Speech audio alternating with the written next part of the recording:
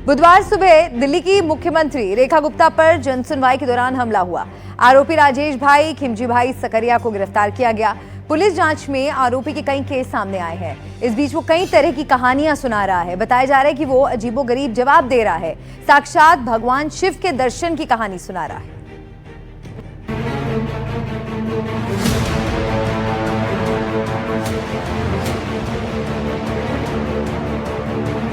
दिल्ली के सीएम पर हमला हो जाता है। जितनी सनसनीखेज ये घटना है, उतनी ही को पूछताछ में वो जो बता रहा है वो कहानी अपने आप में चौंकाने वाली है। सूत्रों के मुताबिक आरोपी ने ये बताया है कि भैरव स्वरूप में आए कुत्ते ने उसे दिल्ली जाकर अपनी बात रखने का आदेश दिया था। आरोपी राजेश ने पुलिस को बताया कि वो शिव मंदिर बनाकर पूजा करता है। सुप्रीम कोर्ट के आदेश के बाद उसे शिवलिंग में भगवान शिव के भैरव स्वरूप के दर्शन हुए। भैरव स्वरूप में आए कुत्ते ने उसे दिल्ली जाकर अपनी बात रखने के लिए कहा। इसके बाद राजेश सोमवार को अपने घर से उज्जैन पहुंचा। सूत्रों के मुताबिक राजेश कहता है कि वहां से भी उसे दिल्ली जाने का आदेश भैरव स्वरूप में आए कुत्ते ने दिया। दिल्ली पुलिस की पूछताछ में आरोपी राजेश बार बार अपने बयान बदल रहा है। उसने मुख्यमंत्री पर हमले की कई वजह बताई हैं। उनमें से एक कहानी ये है कि बाबा भैरव कुत्ते के स्वरूप में उसके सपने में आए और उन्होंने कहा कि डॉग्स को लेकर वो दिल्ली की मुख्यमंत्री से बात करे। इसके बाद वो दिल्ली पहुंचा और यहाँ पर उसने मुख्यमंत्री से दिल्ली में जो डॉग्स को लेकर कैंपेन चल रही है उसको लेकर बात करने की कोशिश की। जब मुख्यमंत्री ने अनसुना कर दिया तो उसने मुख्यमंत्री पर हमला कर दिया। अब इस तरह के तमाम दावे वो कर रहा है और दिल्ली पुलिस इन दावों को वेरीफाई कर रही है कि क्या ये दावे सही हैं या इसके पीछे कोई कॉन्स्पिरेसी है। आरोपी की कहानी और उसके कथित सपने पर यकीन करना किसी के लिए नामुमकिन जैसी ही बात है।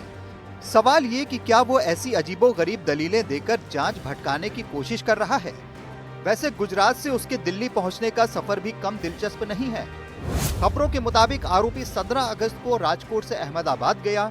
अहमदाबाद से 18 अगस्त को उज्जैन गया, जहां महाकाल के दर्शन किए। उसी दिन शाम को उसने बिना टिकट के इंदौर नई दिल्ली एक्सप्रेस पकड़ी। 19 अगस्त की सुबह दिल्ली पहुंचा और सीधे स्टेशन से करोल बाग के हनुमान मंदिर पहुंचा और हनुमान चालीसा का पाठ किया। वहां से वो मेट्रो के जरिए शालीमार बाग मेट्रो स्टेशन पहुंचा और वहां से रिक्शा करके दिल्ली के सीएम हाउस पहुंचा, जहां सीसीटीवी फुटेज में उसकी तस्वीरें आई थी। जिस दिन वो दिल्ली पहुंचा उसने रात श्री दिल्ली गुजराती समाज भवन में बिताई। यहाँ के रजिस्टर में उसकी एंट्री है। रजिस्टर में राजेश की एंट्री देर रात 2:52 पर हुई। हालांकि वो वहां पहले पहुंच गया था। पहले गेट पर एंट्री की, फिर रिसेप्शन में बैठा। गुजराती समाज भवन की दूसरी मंजिल पर D5 में रुका था। सुबह करीब 7:25 पर राजेश ने चेकआउट किया। सीएम के सरकारी आवास से महज 200 मीटर दूर है गुजराती समाज भवन। ये जो जगह है यहीं पर आरोपी रुका। 19 तारीख को शालीमार बाग जहां पर मुख्यमंत्री का पैतृक आवास है वहां से यहां पहुंचा। 2:52 पर उसने रजिस्टर में यहां पर एंट्री की और फिर अगले दिन यानी कि 20 अगस्त को सुबह करीब 7:25 पर उसने यहां से चेकआउट किया और यहां से चेकआउट करने के बाद वो सीधा यहां से करीब 200 मीटर दूर जो मुख्यमंत्री का सरकारी आवास है वहां पर गया और जन सुनवाई के बहाने वो अंदर गया और वहां पर उसने मुख्यमंत्री पर हमला किया। तो दिल्ली पुलिस यहाँ पर आई थी। दिल्ली पुलिस ने जांच की है। कब आई थी? कल आई थी। अच्छा, तो क्या इंक्वायरी की है? पता नहीं सर। अच्छा, हम लोग तो एंट्री करते हैं। अच्छा बस। अच्छा, तो उसकी एंट्री की थी आपने? हाँ, मैडम ने की थी। क्या बोलकर आया था, क्या बताया था उसने कि किस लिए आया है वो यहाँ पे? कुछ बातचीत हुई थी? ये तो कुछ नहीं बताया कि किस चीज़ के लिए आया है। 20 अगस्त को सुबह सीएम आवास पहुंचा और उसके बाद जो हुआ उसने पूरे देश को हैरान कर दिया। सूत्रों के मुताबिक आरोपी ने पूछताछ में बताया कि मुख्यमंत्री ने उसकी बात अनसुनी कर दी थी, जिसके बाद उसने मुख्यमंत्री पर हमला कर दिया। वैसे आरोपी का पुराना इतिहास कोई पाक साफ नहीं है। पहले से 5 FIR हैं। 2017 में मारपीट पर FIR, आपत्तिजनक टिप्पणी पर FIR, 2020 में शराब केस में 2 FIR, 2022 में शराब केस में FIR और 2024 में मारपीट पर FIR। पुलिस सूत्रों के मुताबिक जांच में सामने आया है कि राजेश खिमजी इस साल मई में अयोध्या भी गया था, जहां उसने बंदरों की बेहतरी के लिए धरना दिया था। लेकिन सिक्योरिटी गार्ड से किसी बात पर विवाद हुआ और इसकी पिटाई हो गई। वो खुद को कथित पशु प्रेमी बताता है। बहरहाल पुलिस मुख्यमंत्री रेखा गुप्ता पर अटैक की गुत्थी सुलझाने में लगी है। आरोपी के सपने और सीएम पर हमले का क्या कनेक्शन है, फिलहाल पुलिस इसकी जांच कर रही है।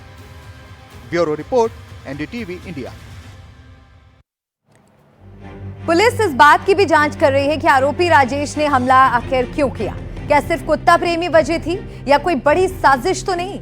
सुरक्षा की भी बात हो रही है। इस बीच आज सीएम रेखा गुप्ता ने दिल्ली के बीजेपी सांसदों से मुलाकात की।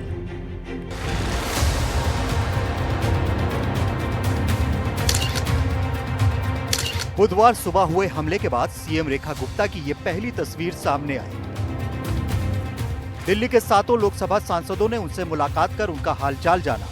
मुलाकात के बाद सांसदों ने कहा कि चिंता की कोई बात नहीं है, लेकिन आरोपी को बख्शा नहीं जाएगा। ये जो कायरतापूर्ण एक हमला कल उन पर हुआ है, जिसने उनको डराने की कोशिश करी, लेकिन वो विफल रहे, उनके विरोधी विफल रहे। आदरणीय मुख्यमंत्री रेखा गुप्ता जी की शैली में रत्ती भर भी फर्क नहीं पड़ेगा। वो उसी वात्सल्य से, उसी ममत्व से और उसी अथक प्रयास से दिल्ली की प्रगति के लिए कार्य करती रहेगी। वो स्वस्थ हैं और जन सुनवाई पे कोई असर नहीं पड़ेगा। पुलिस अपना काम कर रही है, अब वो काम पे भी निकल रही है। इस मामले की गहराई से जांच की बात की जा रही है, क्योंकि हमले के पीछे कई सवाल भी उठ रहे हैं। क्या कुत्तों पर कार्रवाई ही हमले के पीछे की वजह थी? आखिर हमलावर के मन में दिल्ली के सीएम से क्या नाराजगी हुई? क्या आरोपी ने हमले के लिए पहले से रेकी की थी? आरोपी फोन पर किससे बात कर रहा था? क्या हमलावर का किसी राजनीतिक पार्टी से कोई कनेक्शन है? क्या हमले के पीछे कोई गहरी साजिश है? काम जो ऑफिशियल काम है वो मुख्यमंत्री जी कर ही रही हैं, लेकिन अभी स्वास्थ्य लाभ की उनको आवश्यकता है और शारीरिक चोट भी जो है वो भी गंभीर हैं और मानसिक भी जो है वो भी कोई साधारण घटना नहीं हुई है, बहुत ही असाधारण घटना हुई है। लेकिन मुख्यमंत्री जी अपना दफ्तर का, ऑफिस का जो भी काम है वो कर रही हैं। इन सब के बीच बड़ा सवाल है सुरक्षा में चूक का। एक सीएम पर यह हमला बहुत गंभीर है। इस घटना के बाद सुरक्षा को लेकर कई बदलाव किए गए हैं।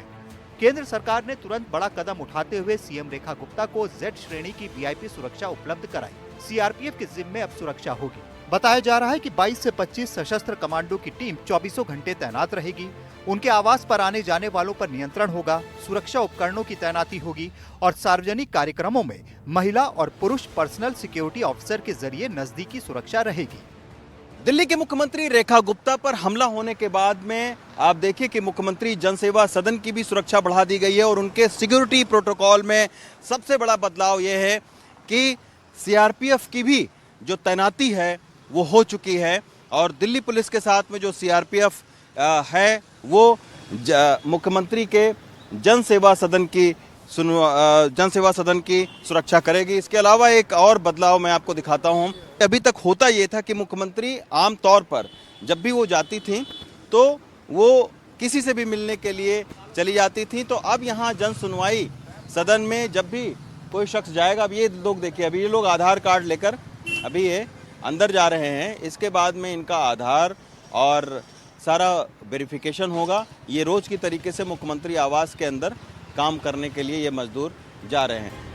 इस बीच गुरुवार को सीएम रेखा गुप्ता के सभी कार्यक्रम रद्द कर दिए गए। उन्हें आराम करने की सलाह दी गई है। Bureau report, NDTV India.